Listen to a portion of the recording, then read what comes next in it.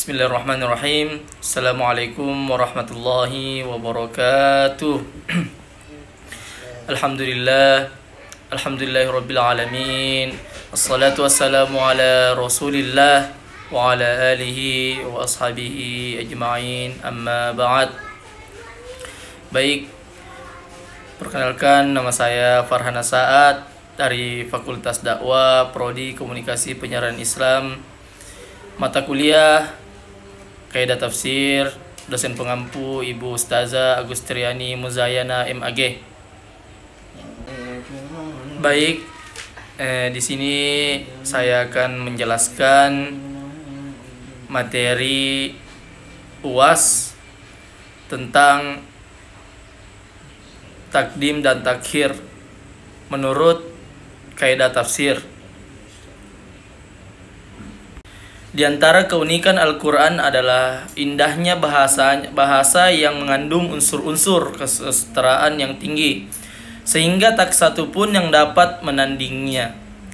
Dalam menafsirkan Al-Quran, ada beberapa persyaratan yang harus dipenuhi oleh seorang mufassir. Di antaranya adalah memiliki pengetahuan bahasa Arab dan kaidah-kaidah penafsiran. Salah satu unsur kaidah penafsiran Al-Quran adalah kaidah takdim dan takhir. Kaidah takdim dan takhir adalah salah satu uslub balaghah dan merupakan bagian pembahasan ilmu ma'ani.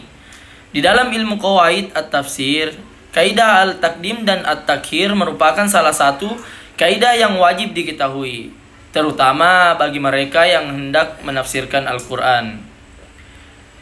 Selanjutnya perlu kita ketahui juga pengertian dari at-takdim dan at-takhir ini. Baik, lanjut. Kata takdim berasal dari kata qodama yang berarti mendahului atau menyegerakan, sedangkan takhir berakar dari kata akara.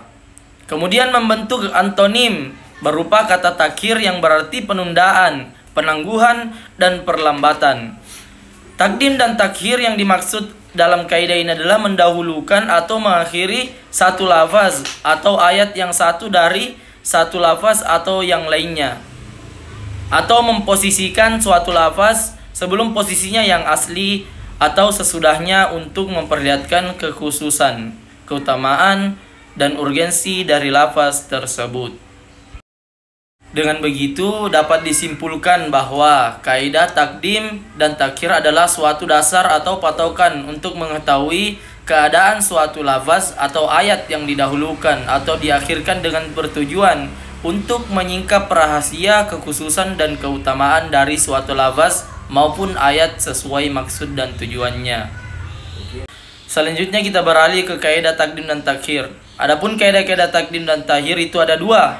Yang pertama, mendahulukan penyebutan pada satu lafaz atau pada satu ayat, bukan berarti lebih terjadi dalam realitas dan hukumnya. Kaidah ini butuh penjelasan karena bentuk-bentuk takdim dan takhir dalam Al-Quran mempunyai beberapa arti. Kadang redaksi ayat didahulukan karena beberapa alasan. Misalnya, karena realitanya memang terdahulu, atau didahulukan karena mengandung makna kemuliaan, atau terkadang didahulukan karena sulitnya untuk dijelaskan atau muskil, dan setelah dikaji dengan pendekatan takdim dan takhir, maka maknanya menjadi jelas.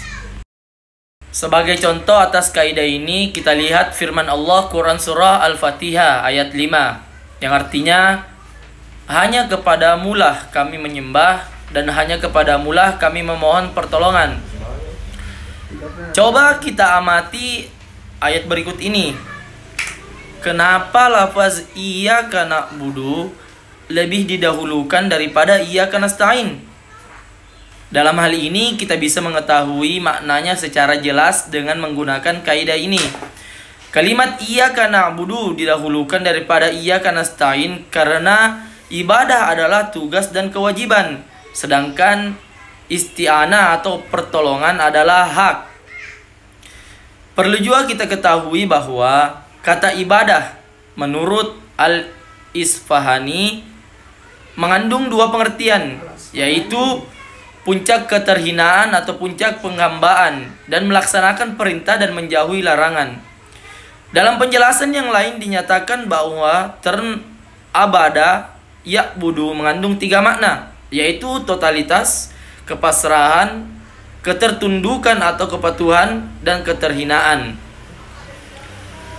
Term abada itu harus disandarkan kepada Allah Subhanahu wa Ta'ala, karena tidak ada yang lebih berhak untuk disandarkan selain daripadanya. Dalam hal ini kita sebagai manusia sudah semestinya untuk beribadah dan mengabdi kepada Allah Subhanahu wa Ta'ala. Kedua, kebiasaan orang Arab tidak akan mendahulukan suatu kata kecuali apa yang telah menjadi perhatiannya. Penjelasan dari kaidah ini yakni pada ungkapan yang menyatakan bahwa sebab-sebab suatu perkataan didahulukan oleh karena kemuliaan, keagungan, atau apa yang menjadi perhatian padanya. Salah satu contoh ayat juga dari kaidah yang kedua ini adalah firman Allah Quran Surah Al-Baqarah ayat 43 yang artinya, dan laksanakanlah sholat, tunaikanlah zakat, dan rukuklah beserta orang yang rukuk. Pada ayat di atas mengandung takdim dan takhir, di mana kata sholat didahulukan pengucapannya karena lebih diprioritaskan. Muhammad Quraisy Shihab menjelaskan dalam kitab tafsirnya Al-Misbah bahwa 2 kewajiban pokok itu merupakan pertanda hubungan harmonis. Salat merupakan hubungan harmonis secara vertikal atau antara manusia dengan Allah. Dan zakat merupakan hubungan harmonis secara horizontal atau hubungan sesama manusia. Keduanya penting, akan tetapi salat tentunya lebih didahulukan.